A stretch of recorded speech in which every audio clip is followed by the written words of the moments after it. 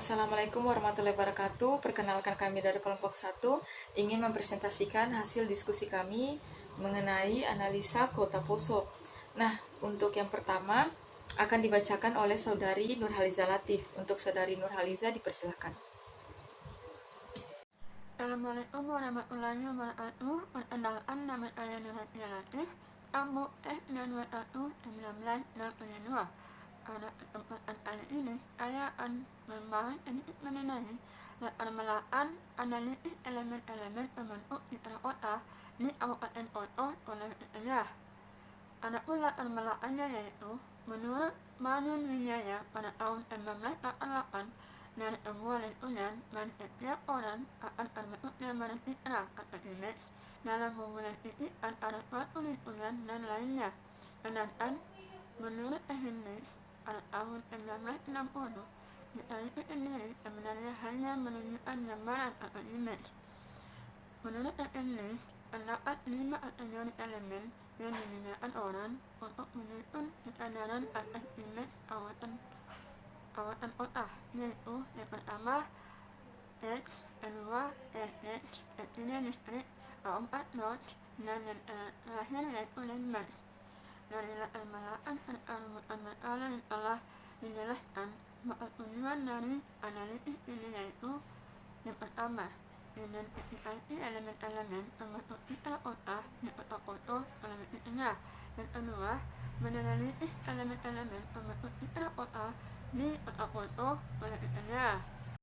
Dalam menganalisis elemen-elemen pembentuk citra kota, terdapat teori 5 elemen pembentuk citra kota, yang dimana teori ini diformulasikan oleh Ehrenreich, seorang tokoh peneliti kota, dalam bukunya The Image of the City pada tahun 1969. Dalam risetnya, ia menemukan bahwa pentingnya suatu citra mental pada citra yang jelas akan memberikan banyak hal yang sangat penting bagi masyarakatnya, seperti kemampuan untuk berorientasi dengan mudah dan cepat disertai perasaan nyaman karena merasa tidak terikat, identitas yang kuat terhadap suatu tempat, dan keselarasan hubungan dengan tempat-tempat yang lainnya. Assalamualaikum warahmatullahi wabarakatuh. Saya Nur Halimah, Stambuk F221-19009. Di sini saya akan melanjutkan pembahasan dari teman saya. Ada 5 elemen kota yang mendasar yang mampu memberikan kualitas visual bagi kota itu sendiri. Elemen-elemen inilah yang dianggap kasat mata dan terasa di kawasan kota. Semakin kuat kelima elemen ini, maka semakin baik kota itu akan memberikan kualitas imageable terhadap pengamat. 5 elemen kota ini adalah jalur atau path, edge atau tepian, landmark, simpul atau nodes, serta kawasan atau distrik. Yang selanjutnya ialah pembahasan mengenai patch yang berada di Kota Poso. Yang gambar pertama merupakan jalur-jalur atau patch yang berada di Kota Poso yang ditandai dengan garis berwarna biru pada gambar. Untuk gambar kedua, terdapat jalur pengendara berupa jembatan yang melintasi Kota Poso. Nah, untuk jembatan ini berada di Jalan Pulau Kalimantan. Gambar ketiga merupakan jalan satu arah yang berada di dekat permukiman warga. Jalan ini bernama Jalan Haji Agus Salim. Untuk gambar keempat, terdapat jalan dan juga trotoar yang dapat menjadi elemen citra kota di Kota Poso. Beberapa contoh jalan yang dapat menjadi elemen tersebut seperti Jalan Pulau Sulawesi, Jalan Pulau Kalimantan. Di kedua jalan ini juga terdapat jalur pedestrian atau trotoar yang dapat dimanfaatkan pejalan kaki untuk menikmati kota atau bangunan-bangunan di sepanjang jalan tersebut. Selain itu, elemen-elemen lingkungan seperti pepohonan juga diatur di sepanjang jalan ini. Untuk gambar kelima merupakan jalur pengguna kendaraan yang cukup lebar di kawasan perkantoran. Nah, untuk jalur ini juga terdapat di Jalan Pulau Kalimantan. Untuk gambar terakhir merupakan jalur yang memiliki dua arah yang dibatasi oleh taman di tengahnya. Untuk jalan ini berada di Jalan Pulau Sulawesi. Terima kasih. Selanjutnya akan dijelaskan oleh teman saya. Baik, saya Hairil Anwar, Stambuk F221-19071. Selanjutnya saya akan membahas tentang elemen pembentuk citra kota, yaitu nodes. Salah satunya nodes. Nah, nodes adalah titik-titik atau spot-spot strategis dalam sebuah kota yang dimana pengamat bisa masuk dan merupakan fokus untuk dari mana dia berjalan. Nodes juga bisa merupakan persimpangan jalan, tempat break atau berhenti sejenak, persilangan atau pertemuan jalan, ruang terbuka atau titik-titik perbedaan dari suatu bangunan ke bangunan yang lain. Kemudian elemen ini juga berhubungan erat dengan elemen distrik, karena simpul-simpul kota yang kuat akan menandai karakter suatu distrik. Untuk beberapa kasus, nodes bisa juga ditandai dengan adanya elemen fisik yang kuat. Nodes menjadi suatu tempat yang cukup strategis karena bersifat sebagai tempat bertemunya beberapa kegiatan atau aktivitas yang membentuk suatu ruang dalam kota.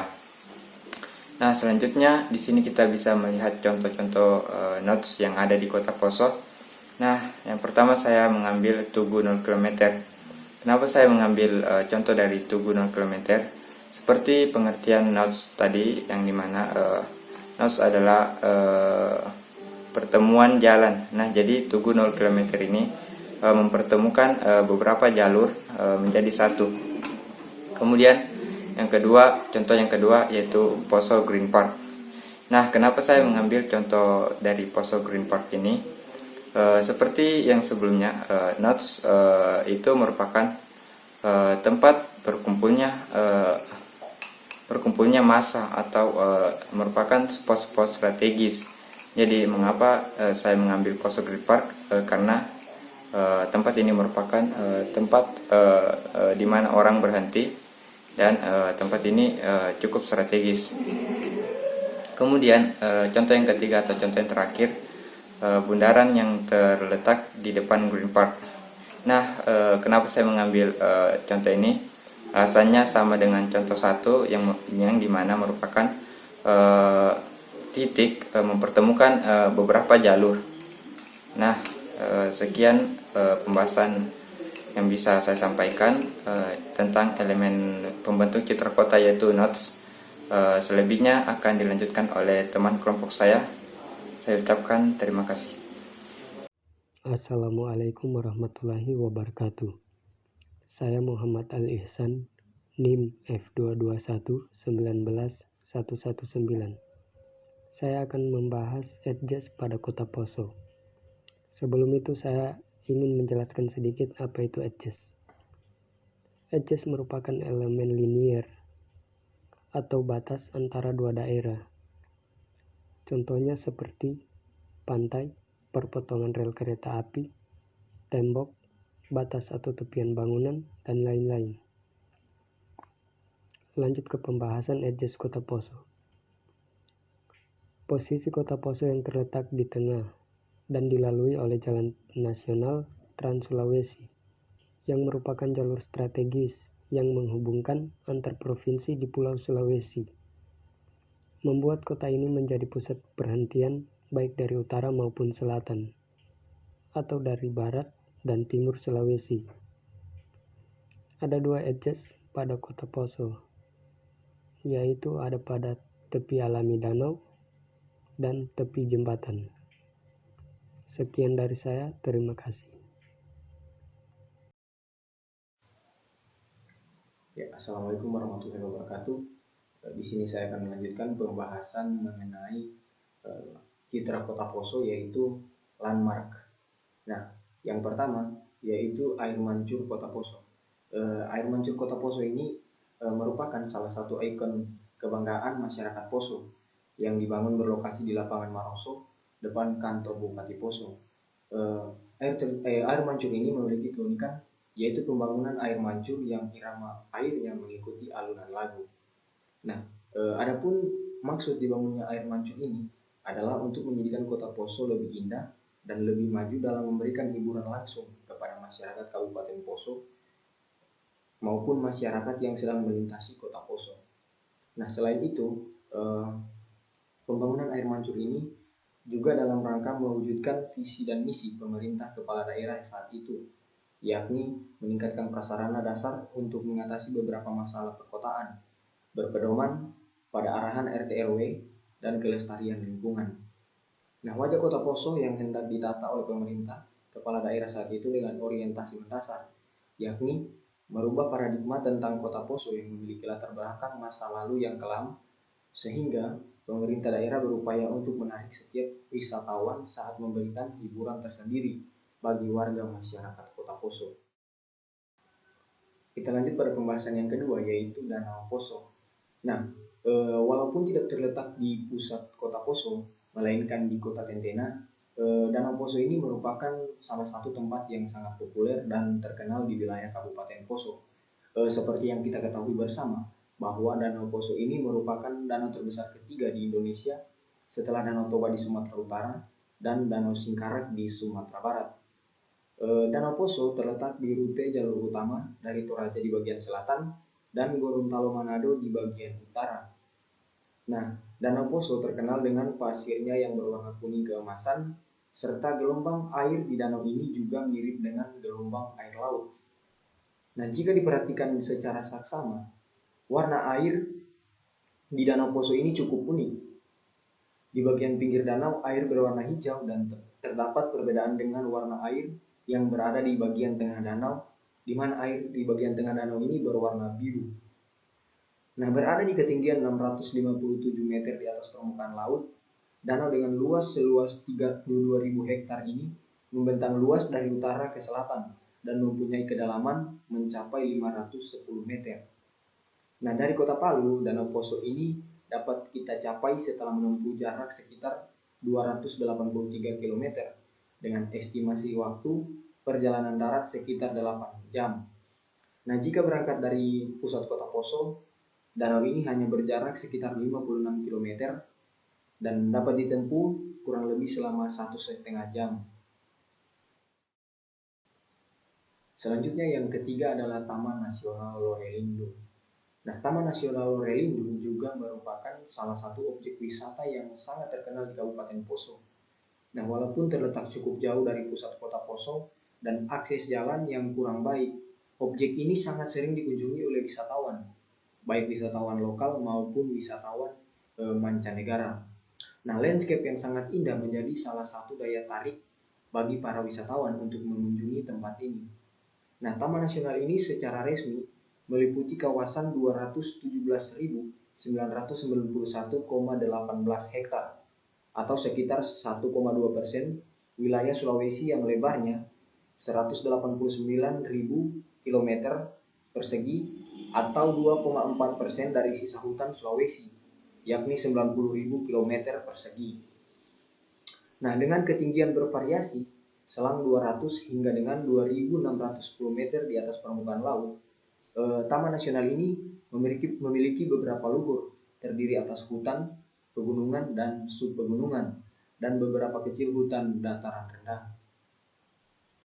Ya, Taman Nasional Lorelindo ini memiliki flora dan fauna endemik Sulawesi, serta panorama dunia yang indah dan menarik karena terletak di garis Welles yang merupakan wilayah peralihan selang zona Asia dan Australia. Patung-patung megalit yang usianya ratusan bahkan hingga ribuan tahun tersebar di kawasan Taman Nasional Lorelindo seperti Lembah Napu, Besoa, dan Bada. Nah, patung-patung ini sebagai monumen batu terbaik di sela patung-patung sejenis yang ada di Indonesia. Hadir 5 klasifikasi patung berdasarkan bentuknya, yaitu sebagai berikut. Yang pertama, patung-patung batu. Nah, patung-patung ini kebanyakan telah tersedia ciri manusia, tapi hanya berupa kepala, bahu, dan kelamin. Yang kedua, yaitu kalamba. Nah, kalamba ini yaitu wujud megalit yang banyak ditemukan dan mirip jambangan akbar.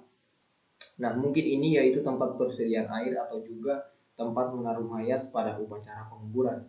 Selanjutnya atau yang ketiga yaitu tutunan. Nah, tutunan ini yaitu piringan-piringan dari batu atau probabilitas akbar penutup kalamba. Nah, selanjutnya yang keempat yaitu batu dakon.